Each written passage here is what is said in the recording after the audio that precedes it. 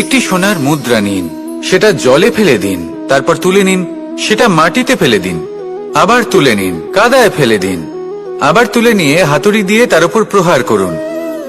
তারপরেও সেই সোনার মুদ্রার মূল্য সেটাই থাকে যা আগে ছিল, তাই না? এটা হলো উদাহরণ সংসারের সেই প্রত্যেকটা জীবের জন্য, প্রত্যেকটা মানুষের জন্য। কখনো কখনো জীবনে সাফল্যের বদলে আমরা বিফলতা পাই। যতটা আশা করেছিলাম ততটা শ্রেষ্ঠ কর্ম করতে পারি না। কখনো বা আমরা ভুল করে ফেলি, কখনো আমরা অনুচিত কর্ম করে ফেলি, কখনো সংসার আমাদের বুঝতে পারে না। তার পরিণামস্বরূপ এই সংসার আমাদের নিন্দা করে, আমাদের উপেক্ষা করে, আমাদের বিষয়ে কটু কথা বলে, কখনো সামনাসামনি বা কখনো পেছনে। সংসার এমন একটা আচরণ করে যেন আমাদের সাথে কথা বলাটাই একটা বিশাল অপরাধ। এবার সেক্ষেত্রে কি করা উচিত? মনকে শান্ত করা উচিত। বেশিরভাগ ক্ষেত্রেই এমন সময় মানুষ এটা ভেবে বসে যে তার জীবনের কোনো মূল্যই নেই। তার মনে হয় যে সে এই সংসারে শুধু একটা বোঝার সমান। সে নিজেকে ঘৃণা করতে থাকে। ওর মনে হয় যে তার জীবন শূন্য। কিন্তু তা নয়। আপনি সোনার মুদ্রার মতো। যদি আপনার মধ্যে সেই গুণ থাকে, আপনি শ্রেষ্ঠ কর্ম করেন, আপনার মধ্যে সেই বিদ্যা থাকে, আপনি নিরন্তর প্রয়াস করেন, সৎকর্মের পথে এগোতে থাকেন, তাহলে আপনার নিজের যে মূল্য তৈরি হয় সেটা কোনো পরিস্থিতিতে কোনো ব্যক্তি আপনার থেকে কেড়ে নিতে পারবে না। শুধু নিজে ভেঙে পড়বেন না। এটা ভাবুন যে সম্মান আপনি হারিয়েছেন সেটা আপনি কিভাবে ফিরে পেতে পারেন, তার জন্য কি করতে হবে। যে ধন আপনি হারিয়েছেন সেটা পেতে হবে কিভাবে, তার জন্য কি কি করতে হবে। শান্ত মনে সবটা ভেবে দেখুন, সিদ্ধান্ত নিন এবং অগ্রসর হন। আপনি এই সংসারের কাছে তেমনই হয়ে উঠবেন যেমন আপনার কর্ম হবে। যদি তা শ্রেষ্ঠ হয় সবাই তাই ভাববে। আসুন আমার সাথে ভালোবেসে বলুন, রাধা রাধা। প্রত্যেক মানুষ নিজের জীবনে দুঃখ অনুভব করেন। প্রত্যেকের দুঃখ আলাদা হতে পারে। কারোর মনে এই দুঃখ থাকে যে সে তার বাবা মায়ের সব ইচ্ছে পূরণ করতে পারেননি। কেউ এটা ভেবে দুঃখ পান যে সে চিরকাল সদাচার করেছেন, সৎকর্ম করেছেন, কিন্তু তাও তাকে দুরাচারী বলে মনে করা হয়। কেউ এটা ভেবেও দুঃখ পান যে তার সামনে যে ব্যক্তি রয়েছেন তার চোখে তিনি শত্রু হয়ে উঠেছেন বা দুষ্ট হয়ে উঠেছেন, যেখানে তিনি হয়তো কোনো অনুচিত কাজই করেননি। এবার এই সমস্ত বিষয় নিয়ে ভেবে নিজের ব্যক্তিত্ব নিয়ে সন্দেহ প্রকাশ করবেন না।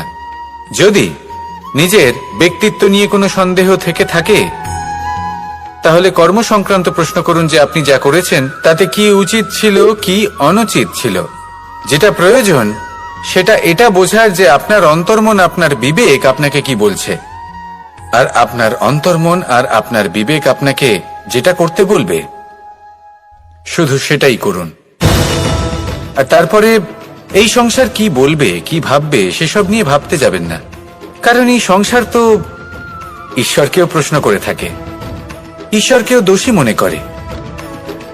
কখনো কখনো যখন কোনো ঘটনা মানুষের ইচ্ছা অনুযায়ী ঘটে না, তখন মানুষ এটা বলে যে হে ঈশ্বর, আপনি আমার পাশে থাকলেন না, আপনি বড়ই কঠোর, এটা আপনার দোষ। যেখানে বেশিরভাগ সময় হয়তো সে নিজেই নিজের কর্মফল ভোগ করছে। আর কখনো কখনো ঈশ্বর হয়তো তার জন্য আরো ভালো কোনো পরিকল্পনা করে রেখেছেন, কিন্তু মানুষ সেটা বুঝতে পারে না। তাই দিনের শেষে যেটা প্রয়োজন সেটা হলো নিজের মনের কথা বুঝতে হবে। আপনার বিবেক কি বলছে শুধু সেটাই করুন আর সামনে এগোতে থাকুন।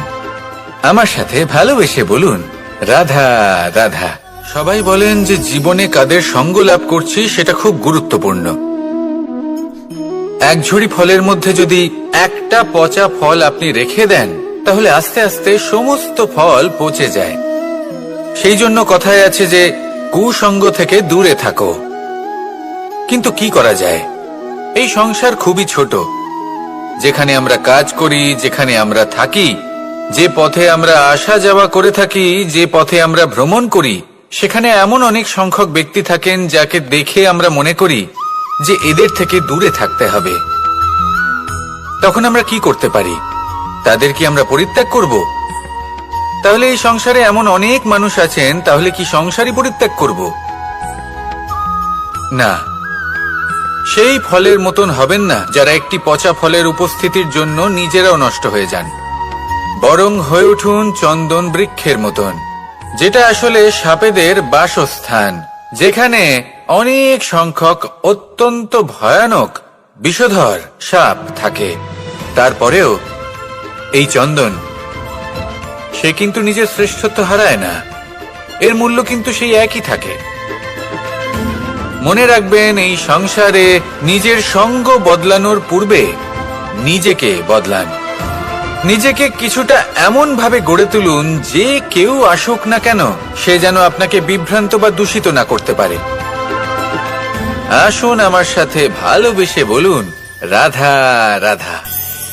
মানুষ জীবনে অনেক ধরনের সুখ লাভ করে, অর্থ সুখ, পরিবারের সুখ, বৈভবের সুখ। কিন্তু এমন একটা সুখ আছে যা বেশিরভাগ মানুষকে প্রভাবিত করে, কিন্তু সেই সুখ তাদের কোনো প্রয়োজনই নেই। সেটা হলো পরনিন্দা সুখ। অর্থাৎ এমন কোনো ব্যক্তিকে নিয়ে নিন্দা করা, তার প্রতি অনুচিত শব্দ প্রয়োগ করা, কারণ সেই ব্যক্তিকে আপনি পছন্দ করেন না। আর এমন অনেক মানুষ আছেন যারা এই কাজ করে খুব আনন্দ লাভ করেন, যেটা করা উচিত নয়। কারণ এতে আপনার সময়, আপনার ঊর্জা, আপনার নিজের অন্তরের ইতিবাচক শক্তি আপনি নষ্ট করে ফেলছেন। আর এই সব কিছুই আপনার প্রয়োজন আছে। যাদেরকে আপনার পছন্দ নয় সেই ব্যক্তির বিষয়ে কথাই বলবেন না। সেই সব ব্যক্তির দিকে মনোনিবেশ করুন যাদের আপনি ভালোবাসেন। সেই সব কাজে মন দিন যেগুলো আপনার ভালো লাগে। সেই বস্তুর দিকে নজর দিন যেগুলো আপনার প্রিয়, নিজের লক্ষ্যের দিকে, এই সব কিছুর দিকে নয়। এমনটা করলে আপনার জীবনে আপনি সেই সব বস্তুর দিকে নজর দিতে পারবেন যারা প্রকৃত অর্থে আপনার জীবন আরো শ্রেষ্ঠ করে তোলে। এমনটাই করুন, জীবন আরো অনেক বেশি সুন্দর হয়ে উঠবে। আর তখন এই মন প্রসন্ন হয়ে বলবে, রাধা রাধা। আজ আমরা আবার সাফল্য আর অসফলতার বিষয়ে কথা বলবো। সফল ব্যক্তি কে হয় এবং অসফল ব্যক্তি কে হয়, এই বিষয়ে আমরা আগে অনেকবার কথা বলেছি। প্রত্যেক ব্যক্তি সাফল্য লাভ করতে চান, কিন্তু প্রত্যেক ব্যক্তি সাফল্য লাভের এই কাজে সফল হতে পারেন না। এবার এটা কেন হয়, এর পেছনে কারণটা কি? কারণ হলো ভয়। সফল ব্যক্তি হলেন তিনি যিনি নিজের সিদ্ধান্ত দ্বারা এই সমস্ত সংসারকে বদলে দিয়ে থাকেন, এবং অসফল ব্যক্তি হলেন তিনি যিনি এই সংসারকে দেখে এর বিষয়ে ভেবে নিজের সিদ্ধান্ত বদলে ফেলেন। প্রয়োজন হলো নিজের লক্ষ্যের বিষয়ে ভেবে দেখার, পথের বিষয়ে ভেবে দেখার। একবার যদি আপনি পথ নির্বাচন করে থাকেন, সেই পথে অগ্রসর হতে থাকুন আর তাতে অটল থাকুন। সবসময় দৃঢ় প্রতিজ্ঞ হন।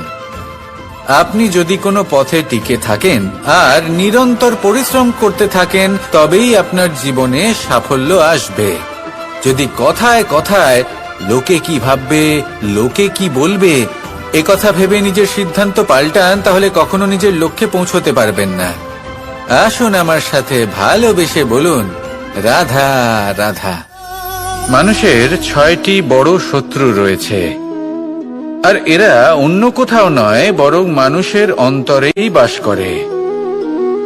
এই 6টি শত্রু হল কাম, ক্রোধ, মোহ, লোভ, ঈর্ষা আর অহংকার। কিন্তু এরা কি চিরকাল আপনার শত্রু হিসেবেই থেকে যায়? এদেরকে নিজের বন্ধু করে তোলা কি সম্ভব নয়? ভেবে দেখুন না। এবার যদি কথা বলি কাম নিয়ে, অর্থাৎ কামনা করা, তাহলে মানুষ যদি জীবনে কামনা করতে থাকে তাহলে সন্তোষের অনুভূতি লাভ করতে পারে না। কিন্তু এই কামনাই মানুষের বন্ধু হয়ে উঠতে পারে। কিভাবে? ধরুন, যদি মানুষ ভাবে আমি আরো অনেক বেশি শ্রেষ্ঠ ব্যক্তি হয়ে উঠতে চাই আর তার জন্য কর্ম করে, পরিশ্রম করে, তাহলে ভবিষ্যতে গিয়ে শ্রেষ্ঠ ব্যক্তি হয়ে উঠতে পারে। কামনার কারণে, অর্থাৎ এই কামনাই ওর বন্ধু হয়ে ওঠে। কিন্তু ধরুন কোনো মানুষ যদি চায় সে শ্রেষ্ঠ ব্যক্তি হয়ে উঠবে, কিন্তু তার জন্য না কোনো কর্ম করছেন আর না কোনো পরিশ্রম করছেন, আর অধর্মের পথে চলতে শুরু করে দেন, তাহলে এই কামনাই তার শত্রু হয়ে উঠতে পারে। এবার যদি এই কামনাকে নিজের বন্ধু করে তুলতে হয়, তাহলে নিজের নির্বাচনে বিচক্ষণ হতে হবে, নিজের মস্তিষ্কের ওপর নিয়ন্ত্রণ রাখতে শিখতে হবে। সেটাই করুন আর আমার সাথে ভালোবেসে বলুন, রাধা রাধা। আজ আমরা মানুষের আরো একটি শত্রুর বিষয়ে কথা বলবো, যার নাম হলো লোভ। যে কোনো বস্তুকে অত্যাধিক লাভ করার যে বাসনা, যতটা লাভ করেছি ততটা যথেষ্ট নয়, আমার আরো চাই, আরো চাই, একেই বলে লোভ। এবার এই লোভ আপনার জীবনে শুভ না অশুভ, আপনার মিত্র নাকি আপনার শত্রু, সেটাও নির্ভর করছে আপনার ওপর। যেমন ধরুন কোনো ব্যক্তির অসম্ভব ধনের লোভ, সে সেটা অর্জন করছে আর সেটা সংগ্রহ করছে, আর সেটা লাভ করার জন্য সে অনৈতিক কাজ করছে। যদি এই সব হতে থাকে, তাহলে লোভ কিন্তু আপনার পক্ষে অত্যন্ত ক্ষতিকারক। কিন্তু যদি সেই ব্যক্তি ধরুন ধন অর্জন করছেন, তার সাথে নীতিও পালন করছেন, আর সংগ্রহ করার পরে সেটা সংসারে ছড়িয়ে দিচ্ছেন, যদি এমনটা হয়, তাহলে এই লোভ আপনার বন্ধু হয়ে উঠতে পারে। যদি আপনার সৎসঙ্গ লাভ করার, সৎকর্ম করার লোভ থাকে, তাহলে আপনি কখনো একা থাকবেন না। যদি ভালোবাসা প্রদান করার লোভ থাকে, এই সংসারকে সাহায্য করার লোভ থাকে, তাহলে এই লোভ যা সংসারের শত্রু, সেটা কিন্তু আপনার সাথে পরমাত্মার মিলন ঘটাতে পারে। এবার এই লোভকে নিজের মিত্র করে তুলবেন নাকি শত্রু করে তুলবেন, সেই সিদ্ধান্ত আপনারই। আসুন আমার সাথে ভালোবেসে বলুন, রাধা রাধা। কখনো এই প্রকৃতির দিকে তাকিয়ে থাকবেন। এই প্রকৃতি অনেক ধরনের শিক্ষা দেয়। কোন একটা গাছকে দেখুন, কিভাবে সে মাটি থেকে জল শুষে নেয়। সে ঝড় হোক বা হোক কড়া রোদ, সব সহ্য করে এবং অবশেষে সে ফল ধারণ করে। আর সেই ফল উৎপন্ন করার পরে সে ফল কিন্তু সে নিজে গ্রহণ করে না, এই সংসারকে প্রদান করে, যাতে পশু পাখি মানুষ তারা এই ফল গ্রহণ করে শক্তিশালী হয়ে উঠতে পারে, সুস্থ থাকতে পারে। সেভাবেই নদী, সরোবর এরা নিজেরাও কিন্তু নিজেদের জল গ্রহণ করে না, মাটিকে প্রদান করে, পশু পাখিকে প্রদান করে। সূর্য নিজেও নিজের জন্য প্রজ্বলিত হয় না, সে প্রকাশ ছড়িয়ে দিতে চায় আমাদের সবার কাছে, সে আলো পৌঁছে দিতে চায়। এই প্রত্যেকের কর্মে পরমার্থ নিহিত আছে, আর সেই জন্যই এদের সকলকে পুজো করা হয়। তাই মনে রাখবেন, আপনার কাছে জীবন যাপনের অতিরিক্ত যা কিছুই আছে, তা পরমার্থের জন্য। তাহলে তার সদ্ব্যবহার করুন আর আমার সাথে ভালোবেসে বলুন, রাধা রাধা। পরিবর্তন, এটা হলো সৃষ্টির অমূল্য নিয়ম। এই সংসারে সবকিছু সময়ান্তরে পরিবর্তিত হয়, এই সময়ও পরিবর্তিত হয়। পরিবর্তন চিরকাল হয়ে এসেছে আর চিরকাল হতে থাকবে। কিন্তু এবার আমরা সেই পরিবর্তন কিভাবে লাভ করব, যেটা আমাদের প্রয়োজন, যেটা আমরা চাই। আমরা জীবনে বিকাশ চাই। এই বিকাশ কিভাবে লাভ করতে পারি? এই প্রকৃতি কিন্তু আমাদের অত্যন্ত উত্তম উদাহরণ দিয়ে বুঝিয়েছে। একটি বিন্দুর উদাহরণ দিয়েছে, যা ভবিষ্যতে একটা বিশাল নদীর আকার ধারণ করে। এটা কিভাবে হয়? মেঘ থেকে একটি বিন্দু ঝরে পড়ে সেই পর্বতের ওপর যেখানে হিম আছে। সেই হিমের সংস্পর্শে আসা মাত্র সেই বিন্দুর সাথে আরো বেশ কিছু বিন্দু যুক্ত হয়, তারপর তারা অগ্রসর হয়, আরো কিছু বিন্দু যুক্ত হয়, আস্তে আস্তে একটা ক্ষীণ ধারার রূপ ধারণ করে, এবং সেটাই ভবিষ্যতে আরো এগোতে থাকে অনেকটা যাওয়ার পর যখন অনেক সংখ্যক বিন্দু একসাথে যুক্ত হয় তখন সেটা বিশাল নদীর আকার ধারণ করে। এবার আমরা মানুষ বলে আমাদের সাথে এই নিয়মের অন্যথা হয় তা নয়। আমরাও এই প্রকৃতির অংশ, আমাদের ক্ষেত্রেও একই নিয়ম প্রযোজ্য। যখন পরিশ্রম করে অনেক সংখ্যক বিন্দু আমরা একত্রিত করব তখনই পরিবর্তনের নদী প্রবাহিত হবে। প্রয়োজন হল নিরন্তর পরিশ্রম করা এবং ধৈর্য ধরা। এটা করতে থাকুন, জীবনে সবকিছু লাভ করতে পারবেন। কারণ প্রকৃতি আমাদের এটাই শিখিয়েছে, আর আমরা এই ব্রহ্মরই একটি অংশ, যার দ্বারা এই ব্রহ্মাণ্ড নির্মিত। আসুন আমার সাথে ভালোবেসে বলুন, রাধা রাধা। আমরা সকলে সামাজিক জীব। মানুষের সাথে দেখা সাক্ষাৎ করা এটা চিরকালই চলতে থাকে। আমরা কখনো কাউকে উপহার দিই, আবার কখনো কেউ আমাদের উপহার দেয়। কখনো কি এমন হয়েছে যে আপনি কাউকে একটা উপহার দিয়েছেন, কিছু সময় পরে বা কিছু মাস পরে সেই উপহারই ঘুরে ফিরে আপনার কাছেই এসেছে, অর্থাৎ সেই বস্তুটাই আপনার কাছে আবার ফিরে এলো? এরকম হয়। ছেলেবেলায় একদিন একজনের বিবাহ ছিল, তখন মা তাকে একটা উপহার দিতে চাইছিলেন। তাই তিনি একটা পোশাক বানালেন আর সেটাকে সুসজ্জিত করছিলেন। আমি দেখলাম আর জিজ্ঞেস করলাম যে মা, এই পোশাক এত সুসজ্জিত করার কি আছে? তখন মা বললেন যে কানাই, কখনো কাউকে এমনই উপহার দেবে, এমন প্রকারে দেবে যে সেটা যদি আবার ঘুরে ফিরে তোমার কাছে ফিরে আসে তাহলে যেন তোমার খারাপ না লাগে। এটাই কিন্তু হয় আমাদের ব্যবহারের সাথে, কর্মের সাথেও এবং আমাদের কথার সাথেও। তেমনই আচরণ করবেন যে আচরণ আপনি সহ্য করতে পারবেন। যদি মুখ থেকে কটু কথা বেরোতে থাকে তখন নিজেকে সংযত করে নিন। সেই শব্দই প্রয়োগ করুন যেটা আপনি তার বদলে শুনতে চাইবেন এবং আপনার দুঃখও হবে না। কারণ আপনার কর্ম এমন একটা উপহার যেটা আবার ঘুরে ফিরে ফলস্বরূপ আপনার কাছেই আসবে। সেই জন্য নিজের আচরণ শুভ করুন, নিজের মানসিকতা শুভ করুন, নিজের মুখ থেকে মধুর বাণী নিঃসৃত করুন আর এইভাবেই মধুরভাবে বলুন, রাধা রাধা। এই সংসারে প্রত্যেকটা জিনিসের নিজস্ব একটা বিশেষত্ব আছে, আর তার বিশেষত্বর জন্যই তাকে বিশেষ গুরুত্ব দেওয়া হয়। যদি কথা বলি অস্ত্রের, যেমন তরোয়াল। তরোয়াল নির্মাণ করা হয়েছে রক্ষার জন্য। কত তাড়াতাড়ি সে সামনে উপস্থিত শত্রুকে নিধন করতে পারে। এবার এই তরোয়ালের কোন গুণটা দেখা প্রয়োজন? সেটার ধার। সেই বস্তুটি নয় যার মধ্যে এই তরোয়াল রাখা হয়। সেইভাবেই যদি আমি কথা বলি বানের, তাহলে এটা প্রয়োজনীয় নয় যে সেই বান কতটা তীক্ষ্ণ, কতটা বলশালী। এটা দেখা প্রয়োজন যে তার আকারটা কেমন। সে কি বাতাস ভেদ করে নিজের লক্ষ্যে পৌঁছতে পারবে? সেটা বেশি গুরুত্বপূর্ণ। সেই জায়গাটা নয় যেখানে সেই বান রাখা হয়। ঠিক সেইভাবে যদি আপনি কোনো মানুষেরই মূল্য বুঝতে চান, তাকে পরখ করে দেখতে চান, তাহলে তার জাতি, তার ধর্ম, তার রূপ, তার আকার, সেগুলো দেখে তাকে পরখ করতে চেষ্টা করবেন না। তাকে পরখ এই সব কিছুর ভিত্তিতে করবেন না।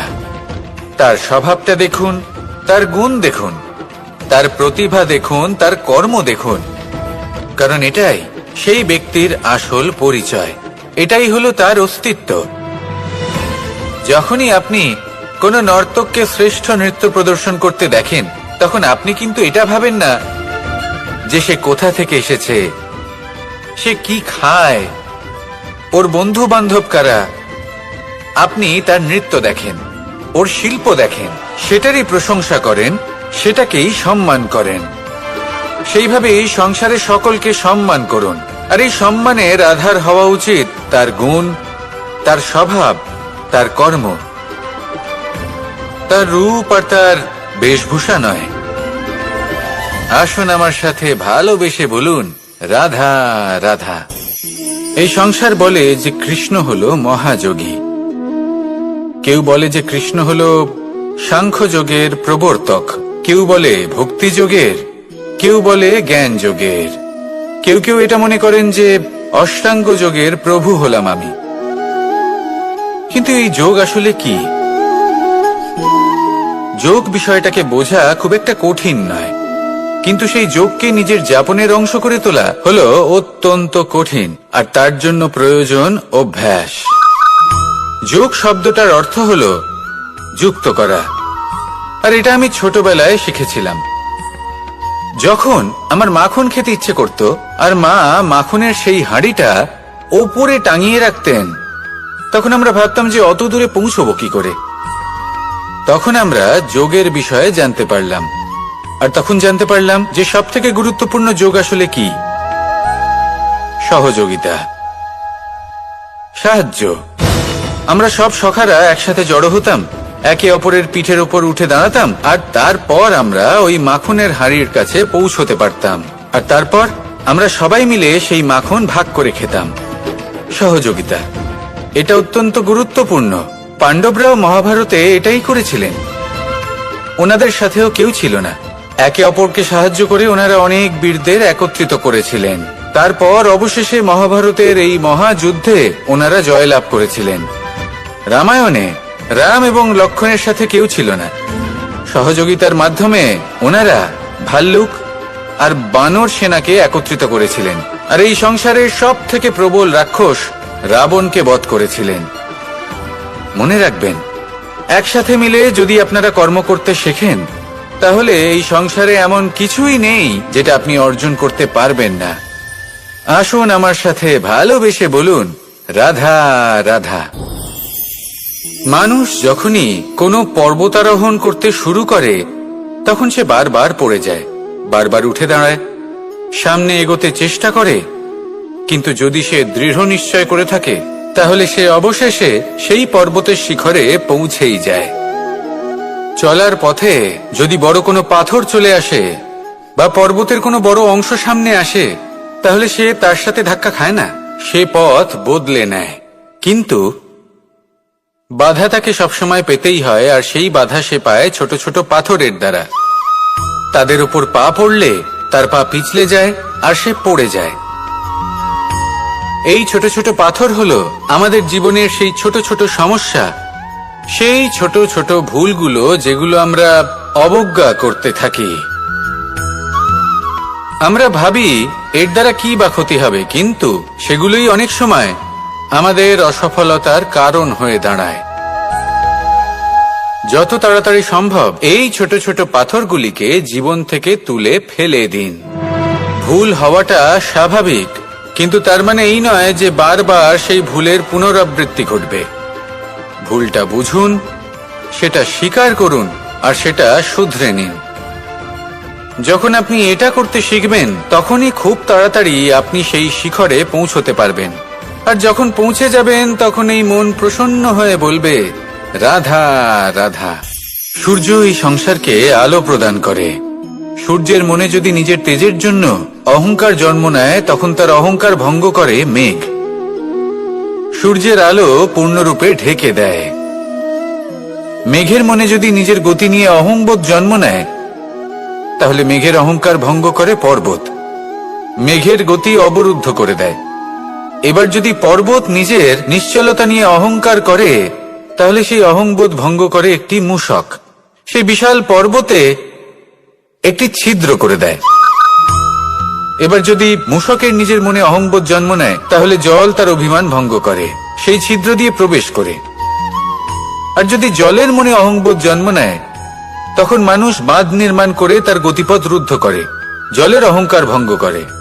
আর যদি মানুষের মনে অহংকার জন্ম নেয়, তখন সূর্য নিজের তাপ দ্বারা মানুষের অহংকার ভঙ্গ করে। এই সংসারে অহংকার প্রদর্শন করার কোনো প্রয়োজন নেই।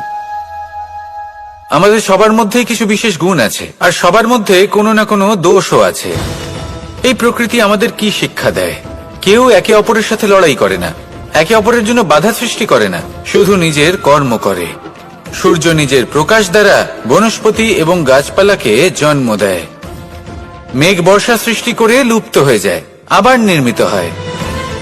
পর্বতের সেই নিশ্চলতা সেই বর্ষাকে একটা দিশা প্রদান করে, আর তারপরে তা ধারা হয়ে প্রবাহিত হয়ে যায়। এইসব কি?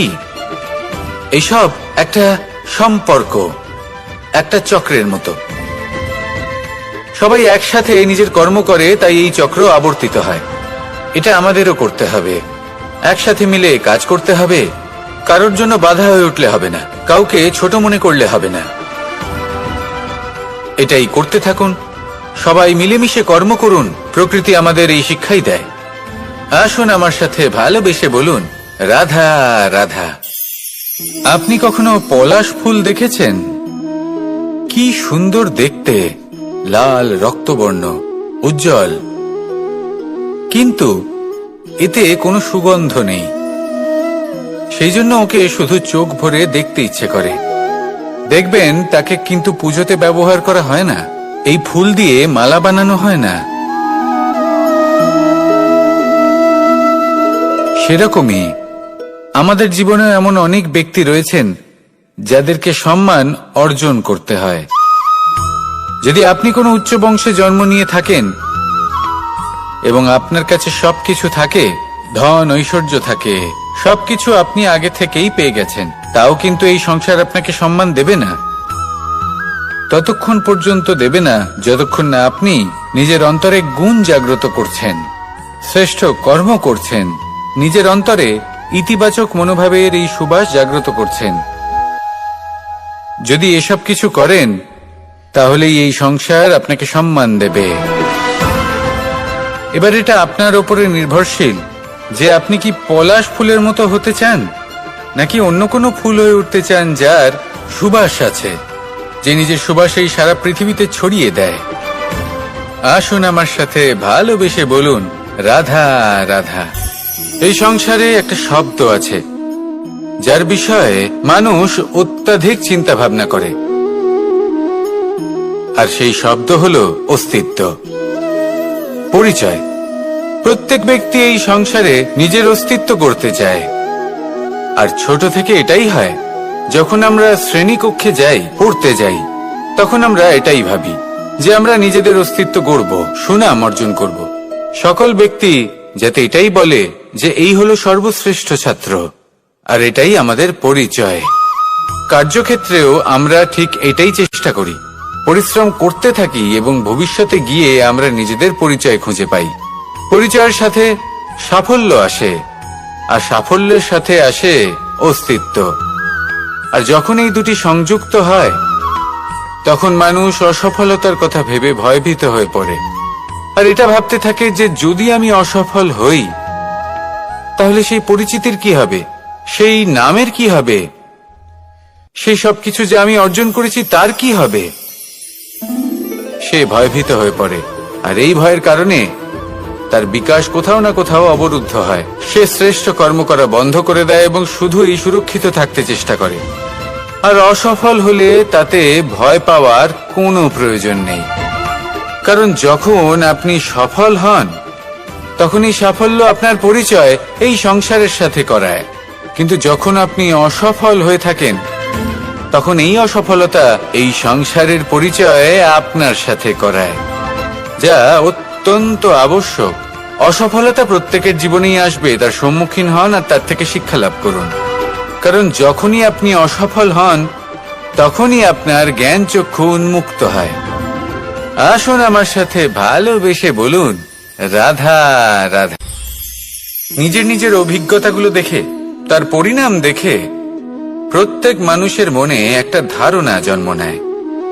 প্রজন্মের পর প্রজন্ম যখন অগ্রসর হতে থাকে, এই ধারণাগুলোই কারণ হয়ে ওঠে যা মানুষের জীবনে তার শুভর, অশুভর, লাভের, ক্ষতির এই সবকিছুর আধার হয়ে ওঠে। যেমন ধরুন আপনি কোথাও যাচ্ছেন আর পথে বেড়াল রাস্তা পার করে গেল, সেটা অশুভ বলা হয়। কেউ হাঁচলে কাজ থামিয়ে দেওয়া হয়। বলা হয় যখন আপনি কোনো শুভ কাজ করতে যাবেন তখন মিষ্টি খেয়ে যাবেন, কাজ সফল হবে। যদি কোনো ব্যক্তি অনুচিত কথা বলে দেন তার মানে অনুচিত কিছুই ঘটবে, আদি ইত্যাদি এরকম অনেক সংখ্যক ধারণা আছে। কিন্তু সবকিছু যদি এরকমই হতো তাহলে প্রত্যেক মানুষ নিজের কথা দ্বারা নিজের বা অন্য কারোর জীবন স্বর্গতুল্য করে তুলতো, নয়তো নরকে পরিণত করত। কিন্তু এরম কি আদৌ হয়? না। কারণ এই সব ধারণা, এই সব কিছু এর উৎস হলো মানুষের মন, তার মস্তিষ্ক। যখন আমরা কোনো বাক্য বা কোনো ধারণাকে একটু বেশি গুরুত্ব দিয়ে ফেলি, তার উপর একটু বেশি বিশ্বাস করে ফেলি, তখন যেটা হয়, তখন আমাদের এই ইচ্ছে শক্তি তার সঞ্চার হয় সেই বাক্যের মাধ্যমে। আর সেই জন্য সেই বাক্য আস্তে আস্তে ফলপ্রসূ হতে থাকে। এটা হলো মানুষের মনের শক্তি, তার মস্তিষ্কের শক্তি। এটা কখনো ভুলে যাবেন না। এটা প্রয়োগ করুন আর তার সদ্ব্যবহার করুন। একে প্রয়োগ করুন নিজের লক্ষ্যে পৌঁছানোর জন্য, শুভ কর্ম করার জন্য। আসুন আমার সাথে ভালোবেসে বলুন, রাধা রাধা। পাশা নামক এই খেলাটি আপনারা নিশ্চয়ই খেলেছেন। না খেলে থাকলে দেখেছেন, আর যদি দেখেও না থাকেন তাহলে নিশ্চিত রূপে শুনেছেন। মহাভারতের এই মহাযুদ্ধ কোথাও না কোথাও এই পাশা নামক খেলার কারণে হয়েছিল।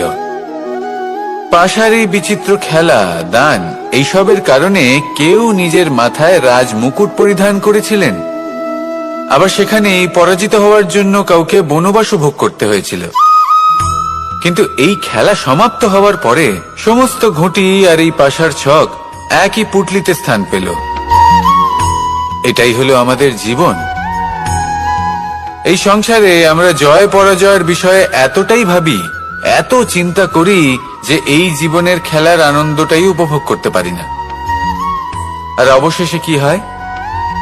কেউ জয়ী হন, কেউ পরাজিত হন, কিন্তু দুজনেই একই স্থানে পৌঁছে যান। প্রত্যেক ব্যক্তি মৃত্যুর পরে একটি নির্দিষ্ট স্থানেই পৌঁছতে বাধ্য।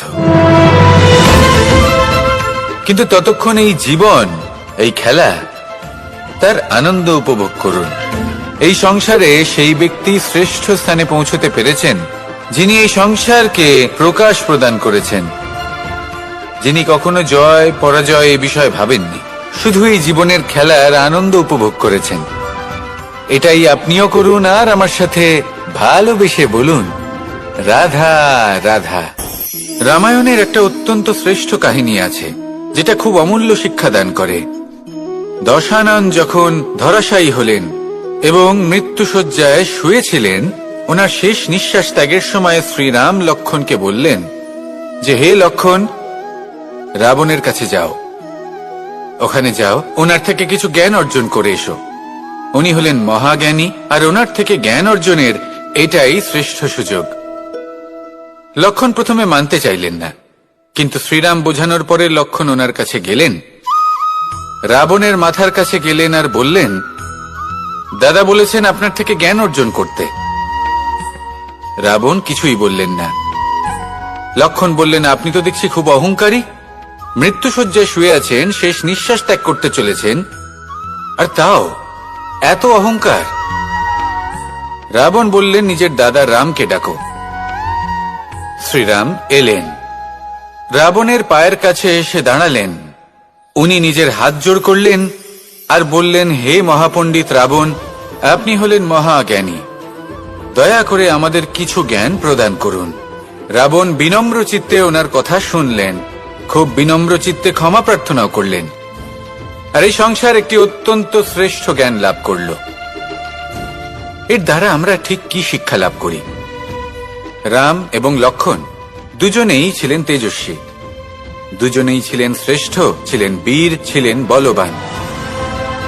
কিন্তু শ্রীরামকে মর্যাদা পুরুষোত্তম বলা হয়ে থাকে, কারণ উনি বীর ছিলেন, সাহসী ছিলেন, তার সাথে একটি অত্যন্ত গুরুত্বপূর্ণ গুণ ছিল।